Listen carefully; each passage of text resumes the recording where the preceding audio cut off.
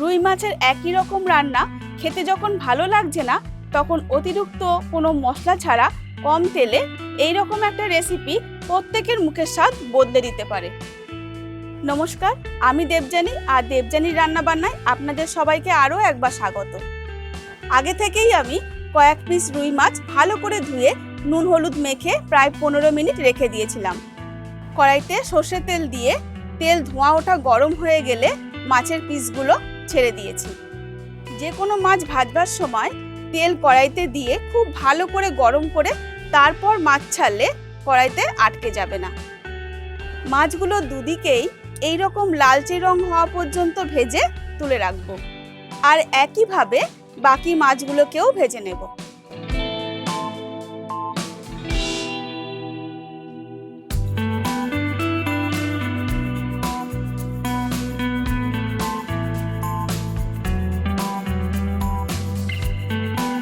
মাছ ভাজার ওই বাকি তেলে 1 চামচ ঘি যোগ করে দিলাম।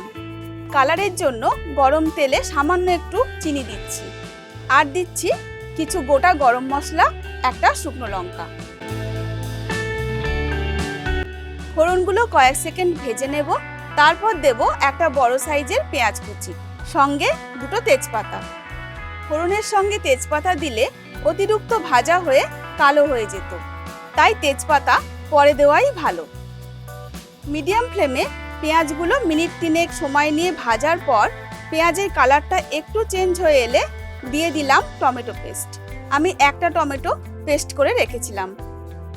পেঁয়াজের সঙ্গে টমেটো কষিয়ে নেব কাঁচা গন্ধটা চলে না যাওয়া পর্যন্ত।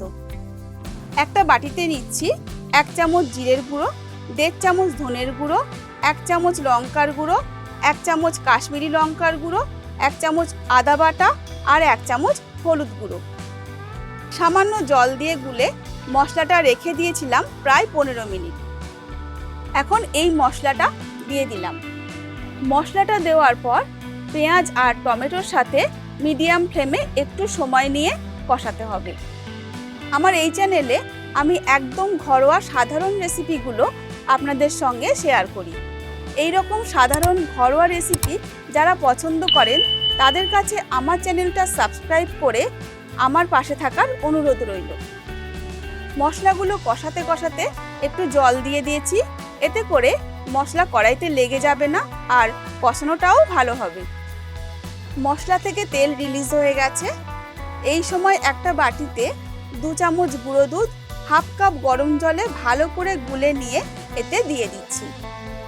গুঁড়ো দুধের পরিবর্তে কিন্তু লিকুইড দুধও দেয়া যেতে পারে।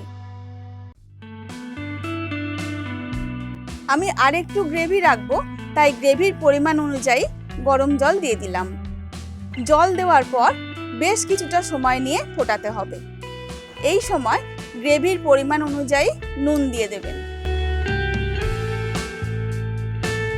এখন ভাজা মাছগুলো একে একে ঝোলের মধ্যে দিয়ে দেব।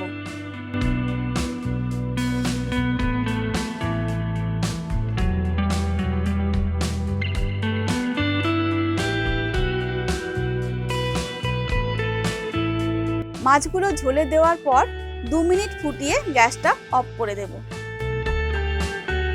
এখন দিচ্ছি সামান্য গরম মশলার গুঁড়ো আর 1 চামচ ঘি। হালকা হাতে একটু নেড়ে নেব।